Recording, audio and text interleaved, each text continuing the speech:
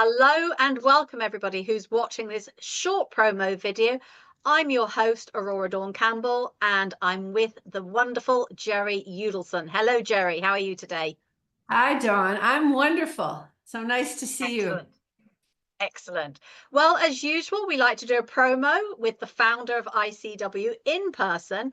And can you believe it? It's 27 years. I'm wondering, Jerry, what was the catalyst behind you organizing what has now become a week-long worldwide event? 27 years ago, what was in your mind? What was in my mind, Dawn, was I was living in Boston and I wanted more promotion for coaching. I was a member of the International Coach Federation, and I think I was on the program committee at the time. And I was frustrated because we weren't getting any publicity. So I called people at the local newspaper and I started this event, put it in what was then called Chase's Calendar of Events, which is at the time, a huge printed directory of all kinds of events like National Cheese Lovers Day and Father's Day and Christmas. And I added National Personal and Professional Coaching Week, something like that. And we got some press and we started doing events, and then all of a sudden it just started exploding. Yeah. And you even got the attention of the grandfather of coaching, Leonard Cohen, who did the logo for you. Leonard, Thomas Leonard, right. Yeah. Yeah, Thomas Leonard. Yeah, well, I spent time at the very beginning of Coaching Week um, trying to reach people who had large mailing lists, like coaches I knew, executive coaches, and Thomas Leonard of Coachville, and he started Coach U in the US. So, and he was very excited about it. And he said that the following year he designed a logo, as you suggested, and the following year he was going to donate $5,000 to promote coaching. And then sadly he died before he had a chance to do that. And he got the domain coachingweek.com, or one of us got it. And then I think they got it, and then his successor let it lapse. So then I got coachingweek.org and started promoting that as well. So I mentioned Leonard Cohen because I'm a massive fan. I got it Yes. completely wrong. It's Thomas Leonard. Hallelujah. Right. Yeah, exactly. And you've got the domain. So just clarify if you would, because I get asked this all the time.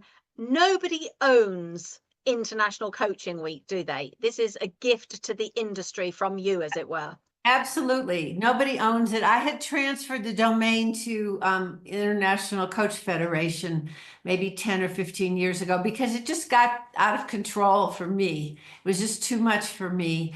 And but the understanding at the time was that it did not belong to anybody. They were just going to keep the domain up, and they have a platform, but sadly they've limited the platform to members of the ICF, and it was supposed to be available to everybody. So I know you're doing a wonderful number of events, and other people are doing events, and often I get asked to speak because I started this whole thing, but it really doesn't belong to anybody, and it's open to anyone. The whole point is to acknowledge the progress that you and your clients have made and to promote coaching. It's very it's a nonprofit. We're not a formal nonprofit, but it's a day for people to reflect on the progress they've made through the coaching relationship, and also to offer pro bono coaching to other people and other organizations. And have been shocked, truly shocked at people, having events all over the world in some years 40 different languages like Farsi and Arabic, languages I don't speak, and doing pro bono coaching in daycare, and for daycare workers and people in prisons and people in leadership positions all over the world. So it's very gratifying, and it's also pretty astounding to me that this little nugget of an idea has really blossomed.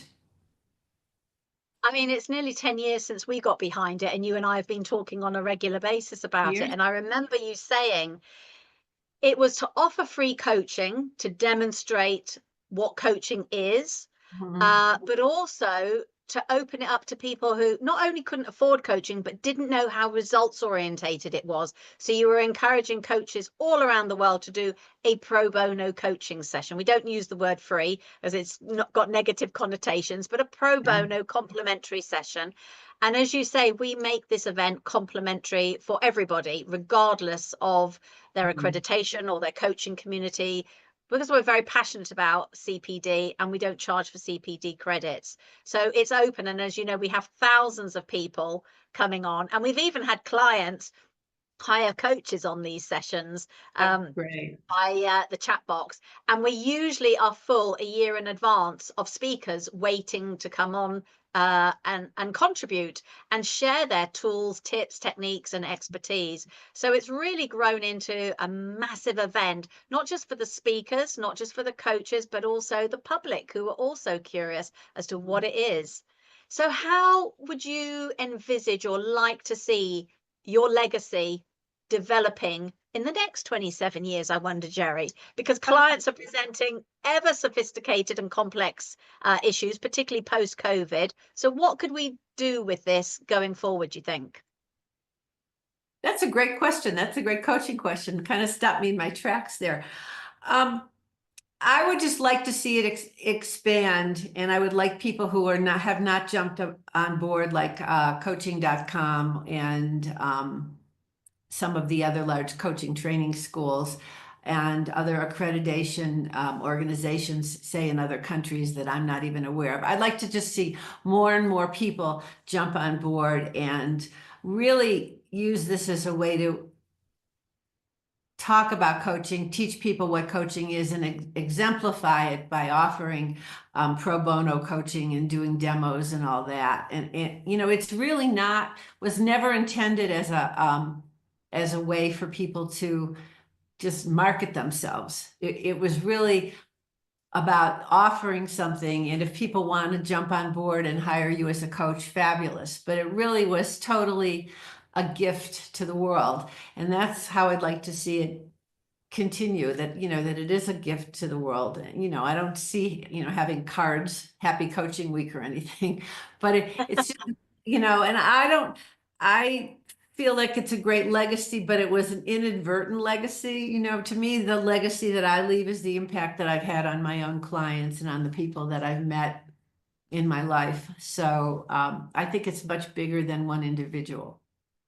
And I'm sure a lot of the speakers who contribute, particularly on the 25th anniversary onwards, you know, they are pioneers in the industry, and they really feel a sense of duty to pay it forward and share best practice as well. So I think that is generally the philosophy. And we always say to the speakers, content rich, no sales pitches. You've got to give the coaches who aspire to achieve what you've achieved something they can take away tangible that they can action, so that, you know, we've always had in mind the end user, the client benefits. Mm. Yeah, I love So that. And I think that's really important.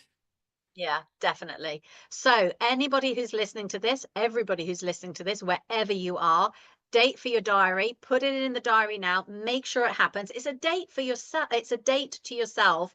It's a gift to yourself. Having this date in your diary of CPD and business building skills with great speakers from all around the world, 12th to the 16th of May, 4 masterclasses a day. All right. So I know you're a busy lady. I'm going to let you get on with your day, Jerry. Thank you very much for helping us promote what is a wonderful part of your legacy, International Coaching Week.